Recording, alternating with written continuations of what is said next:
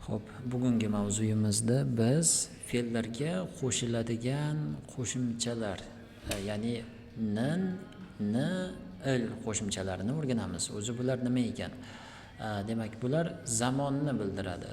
Masalan, o'zbek tiliga tarjima qilganda fe'lni aytib o'tayotgan vaqtimizda ish harakatni bajarish emas, balkim bajaradigan, qiladigan, bajargan degan ma'nolar bo'ladi-yu, masalan. O'zbek tilida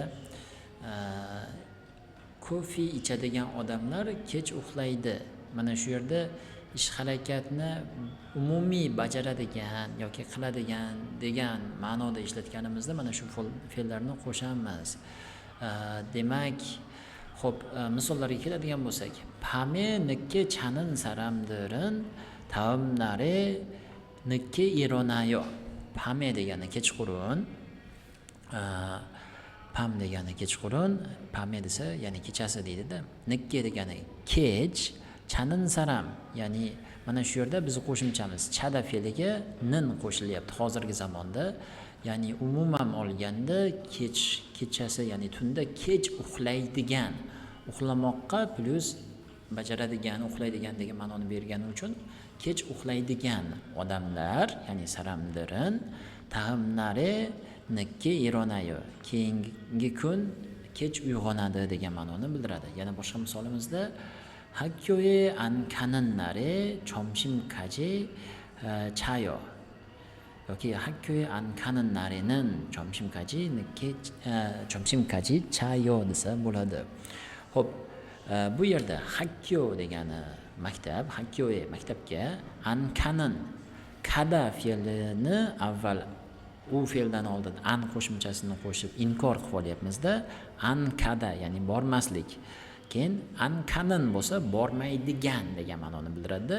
O'sha maktabga bormaydigan kunim yoki maktabga bormaydigan kunda chomshimkaji chayo, abedgacha uxlayman degan ma'noni beryapti.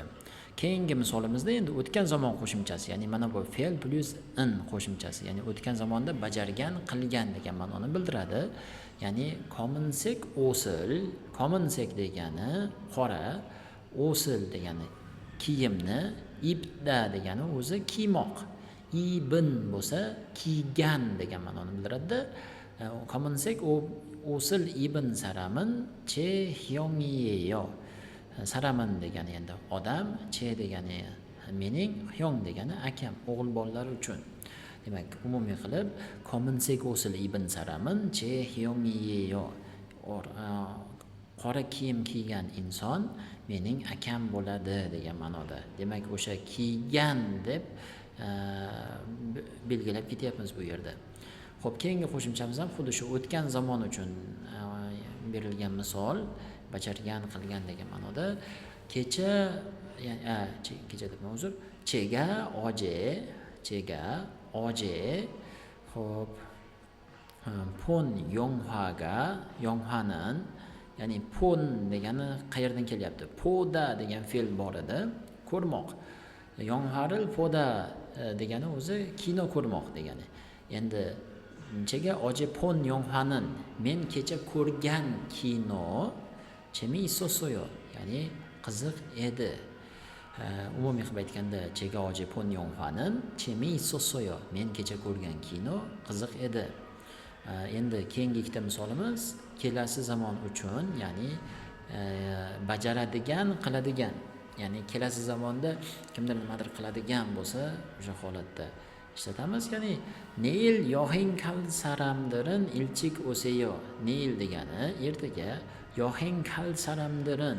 Yohing degani o'sha nima deydi? Turizm, ya'ni sayohat degani. Yohing kada degani o'zi shu karislarning og'zaki muloqotida ko'p ishlatishadi. Turist, sayohatga bormoq, sayohatga boradigan odamlar deb chiqyapti-da endi tarjimasi. Yohing kal saramdirin. Kada fe'li o'zi bormoq. Kadaga endi unli bilan tugagani uchun l qo'shilyapti-da va kal saramdirin bo'lyapti. Endi o'z darslarimizdan kelib chiqib bilamizki, qachon biz il yoki mana bu qavs ichidagi ni qo'shamiz qo'shimcha fe'llarimizga, qachonki ular undosh bilan tugasa. Unli bilan tugasa, demak mana buni yoki l qo'shimchani o'zini qo'shamiz. Shunda Neil Yohinkal saramdirin ilchik o'seyo degani bu degani ertaga sayohatga boradigan odamlar ertaroq kelinglar deyapti.